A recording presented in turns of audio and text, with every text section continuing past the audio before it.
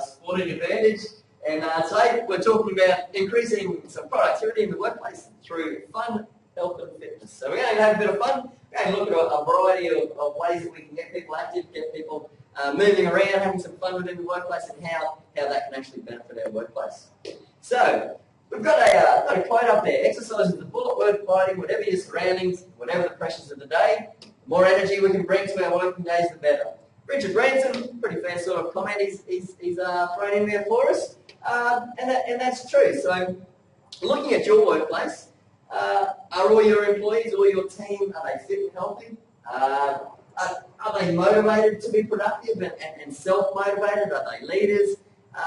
Do you have a lot of staff that take sick days, or are they wanting to come to work because you're an employer of choice? So these are some of the questions we need to ask ourselves, and if we answer no to any of those, or then we need to look at how we can develop that. So what we're first going to talk about, so Virgin. Okay, I love the way Virgin companies are set up. It's all based around fun.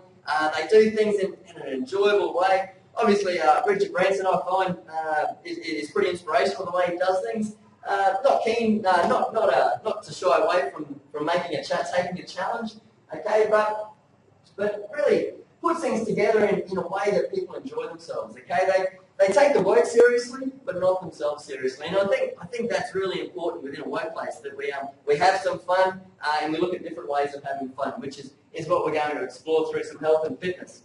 So basically, some of the things, I guess, from my past in the way of some of the things that I've done. I used to work in a fitness centre. Obviously, everyone's pretty active, pretty healthy within a fitness centre. So we used to hold basically gym parties. We'd get all our members along, or plenty of members, and have a bit of a party. And I mean, the stories that had come out of that, you'd have stories going on for a month, okay, with fun sort of things that happen. And it's the same sort of thing within a workplace. Is we create an environment where people can get out and play some sport together. Okay, some of the stories and the yarns, and I ran 30 metres to score a try, in which it might have been just flying across the try line from 2 metres out. Okay, but it doesn't matter. It's fun and it creates interest within the workplace.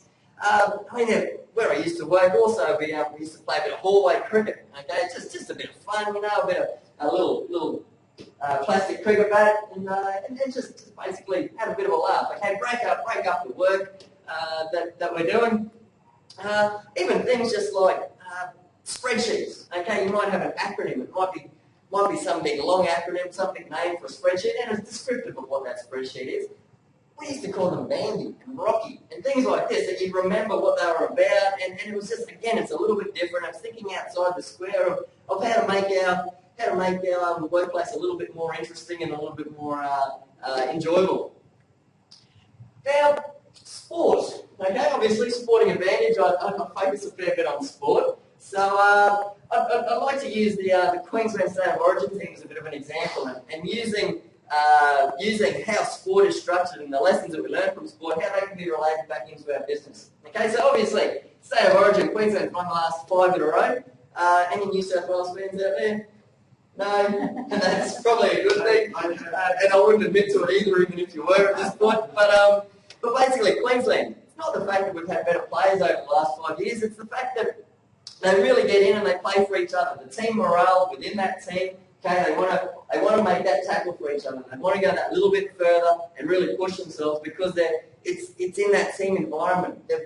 They've really developed certain leaders within that team, okay, because they're doing things for each other, and they're having fun. Every time you see them organised, see them interviewed, outside of training, they're enjoying themselves. Okay, so I think we can take a lot of lessons from sport and relate that back into our work. So getting people within a team setting, within work, doing things together, whether it's on a social sense or whether it's within the workplace or after work, okay, what options are there to get people working together and having some fun?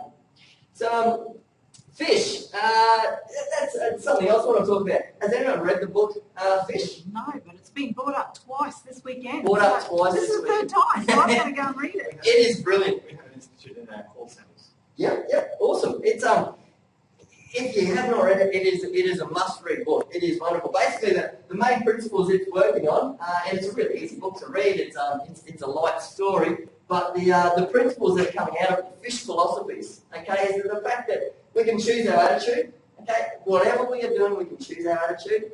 Play, okay? Have some fun, okay? Play in your workplace, okay? Just like when we were kids, okay? Everyone loved playing games when we were kids, okay? So let's play.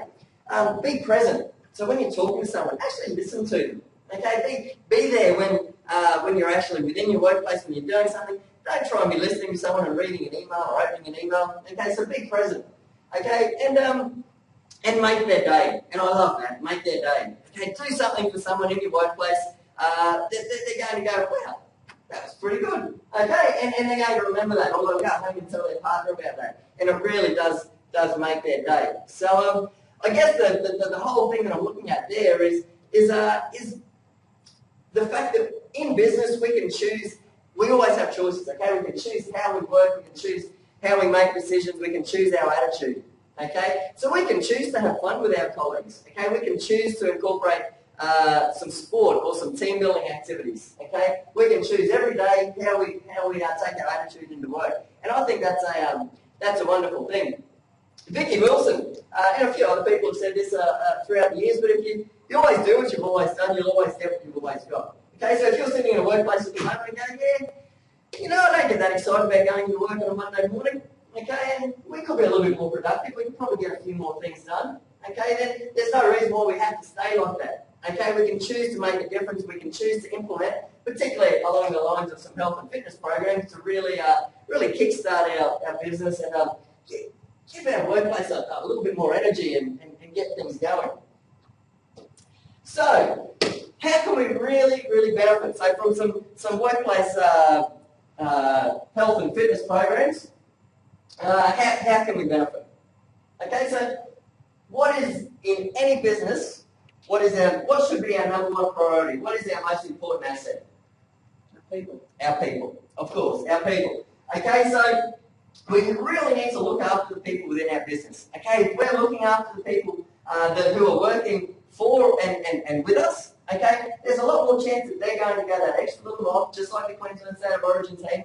Okay, they'll go that extra little bit, do that extra little bit for you. Okay, and really, it might be something small, but it'll be something that will provide benefit to us. Okay, so through sport and through some team building activities. Okay, so if we were to run some games or maybe put together a social footy team, a social touch footy team in a competition, okay, or go and play some lawn bowls together, okay, or bring someone in and run some team building games with us, like play some games like dodgeball or noodle hockey or some things like this, okay. We're going to see within our workplace who's going to emerge. We're going to be able to identify our leaders, okay. We're going to be able to develop, okay, through sport, develop leadership qualities. Okay, Ricky Ponting, obviously a fantastic leader. He's probably in the most envied job in the country as the captain of the Australian cricket team. Although under a little bit of pressure at the moment, I'm sure he'll come through because he is a fantastic leader, which is what sport teaches us. Okay, so through some team building activities and through health and fitness and sport, we can develop our leaders within our workplace. Okay. We can obviously have fun, and that's what we're always coming back to. Okay, everyone's got to come back to fun and enjoyment. Okay, if we're enjoying ourselves within the workplace, we're going to be motivating each other. Okay, we're going to be working together. We're going to be more productive. Okay, and that's what we want. Okay, so if as an employer you provide a range of different programs which are going to help increase the health and fitness and the well-being of your team and your staff, okay, it's one of the things of becoming an employer of choice. It's going to help you retain your team. Okay, we know the costs involved with okay, someone moves on from our business and we need to recruit someone else. Okay, the time that it takes to go through that recruitment process, the time that it takes to train that new person. Okay, as good as they are, we still need to train them. They still need to take time to get accustomed to our working environment. Okay. That costs a lot of money and there's a lot of time involved in that. Okay? If we can work on retaining our employees, our team, our staff, okay, then there's time and there's money that we are saving. Okay? And on the next slide, we're going to look at some dollar figures that have been shown through some studies about how we can save through health and fitness programs. So being an employer of choice also, someone, you may have just interviewed someone. They might be tossing up between your business, okay, and another business, okay. It might be similar pay, okay, there might be similar benefits, but your business might be providing each year a gym membership for a year, or a health and fitness membership, or provide opportunities for people to do some team building or some fun games on a weekly basis, which get people active and have some fun together. They might know someone in your business and they go, oh, we have a great time at work together. Okay, we participate in corporate games each year. We have a social netball team that plays every May, June, July each year. Okay, and that might be enough to say, oh yeah, well, I think that business sounds great. I want to work for them for that business. Okay, and that's all through just implementing some really basic health and fitness programs, okay, within the workplace. So create some fun, create some opportunities. But when we get down to it, of course, we need to look at our bottom line, don't we? So any business, as anyone knows, obviously we want to make sure that we're obviously making a profit, or at least breaking even. It makes it tough if we're not doing that. So we do need to take into account the bottom line, and maybe sometimes we look at, okay, well, maybe a couple of $1,000 over the year, or whatever it might be, in whatever sense. Maybe I don't need to put that into corporate wellness or health and fitness programs for the staff. Okay, but what I want to actually show you on the next slide is how you can actually save money by investing money in that. Okay, so investing in our staff to basically assist us in our business. So Wayne Bennett there said, don't die with the music in you. Okay, so let's really have a go. Let's have some fun. Let's get it out there and really promote and provide value adding to our employees. So what I'm actually looking at here is actually some studies that have been done. Okay, so some research that's been done on different corporate health and wellness programs throughout the world. The majority of these I'm looking at are from the United States, and they range in time over the last 10 years. Okay, so the first one, Metro, and excuse me that I'll need to use a few notes for this because there's specific stats which I want to make sure that we get right. So basically, Metro is the Capital Metropolitan Transportation Authority. Okay, in Texas, 1,200 odd employees. Okay, what they did, this was a study that was done with them over from 2003 to 2007. They implemented a very comprehensive wellness program. Okay, it incorporated personal trainers, it incorporated a gym within their workplace. Health assessment and screenings, it provided education around health and around nutrition. There was dietary counselling, newsletters on health, and also smoking cessation programs. So it was a very, very broad program. Okay, a lot of employees obviously put a lot of money into it. Okay, so what they actually found over that course of time was that they actually reduced the cost associated with healthcare and absenteeism. Okay, so less sick days being taken. Okay, they improved employee health.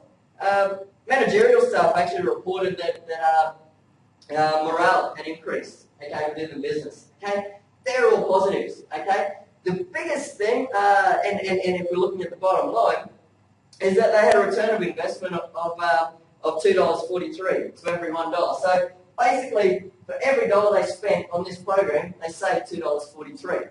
Now that I feel is pretty important when we start looking at, okay, well should we know that it's going to be good and we can see the fun involved in implementing a health and fitness or a corporate wellness program, but if we're looking at the bottom line, is it really beneficial? Okay, a study like this is showing that yeah, it can be beneficial. Okay, so